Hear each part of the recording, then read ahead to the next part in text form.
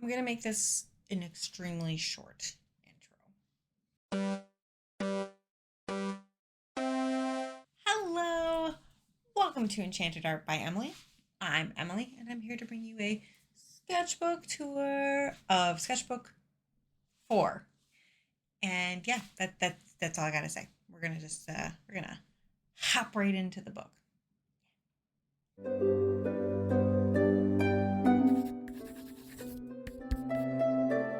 With Sketchbook 4, you can see I started to work on my sticker anxiety. I began to slap my stickers on the inside cover of my sketchbooks more regularly, making it easier to remember when I was given one or personally got one.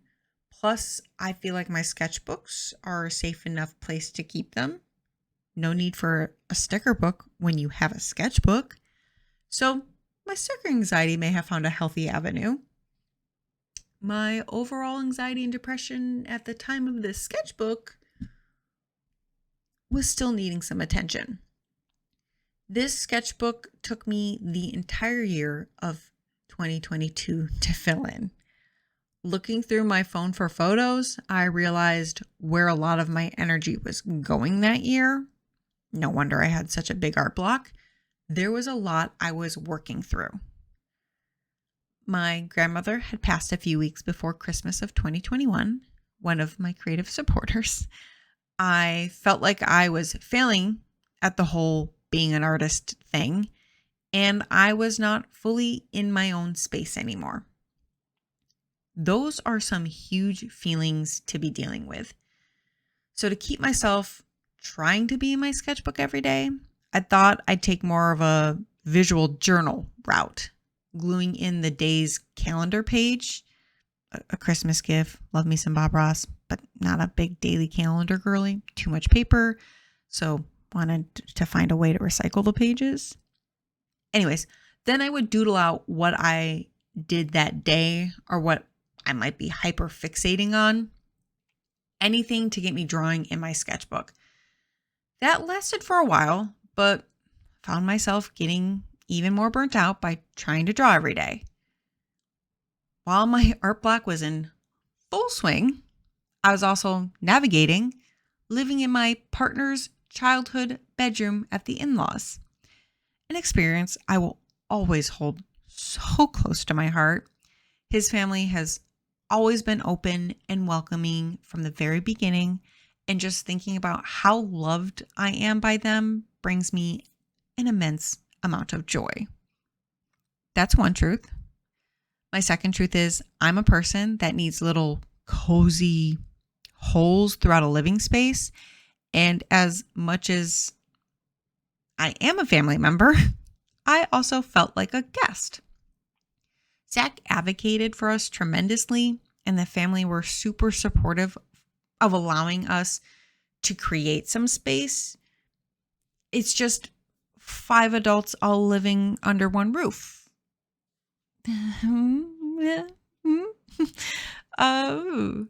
Our bedroom was my studio space, gaming hangout area, and spiritual hub, while also being a sleeping space. It was a lot for my energy field to handle. Then we add in that I had 2 major trips out west, one of them being to Texas to lay some of my grandmother's ashes in her family plot with my dad, my siblings, an uncle, and one of my cousins. It was quite a family trip. Also, Zach and I purchased a duplex. So waiting for our tenant to move out so we could clean it to have the tenant who would be staying to move over to that side because it was the most recent update.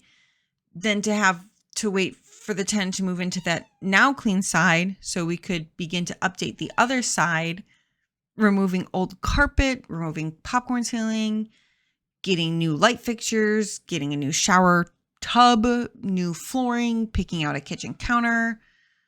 So much painting. All so we could move in. Worth it, absolutely. Again, looking back, no wonder I barely made any art. My energy was being used in other places of my life. And then in October, November, I took on being the dessert person at my serving job, which I still do today. And I have a love-hate relationship with. I love what I'm doing and who I work with.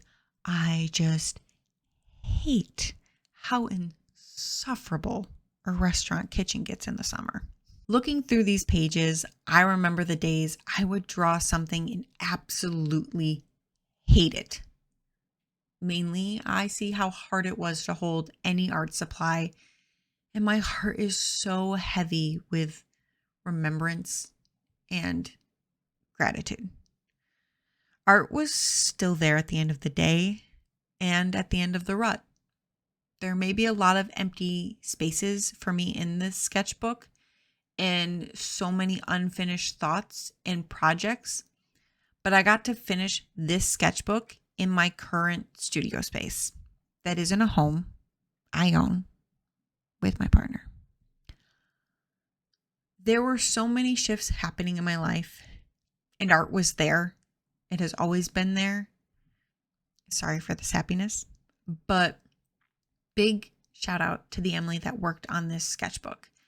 Even creating a small, silly little sketch whenever you could is such an accomplishment. I feel like I should try to say something super inspirational, a monologue a fictional character would say before fighting the big bad. The only words I seem to find is, I'm sorry that life can get so hard, so muggy, that being a person who is about creating a piece of art, a clothing item, a blanket for loved ones, building blocks for a better future, whatever it may be, it is not always an easy task. You're not alone. That was super cheesy. I gotta be done with this voiceover. All right, I'm gonna send it back to Video Emily. And there we go. Sketchbook 4. I hope you enjoyed it. I hope you found a page or a spread or a sketch, interesting. Let me know. And come back for Sketchbook 5. And maybe any other art endeavor videos I may be posting in the future. I have thoughts of wanting to do more. And I'm going to currently work on some. But we'll see. We'll see what happens, shall we? I hope you have a day.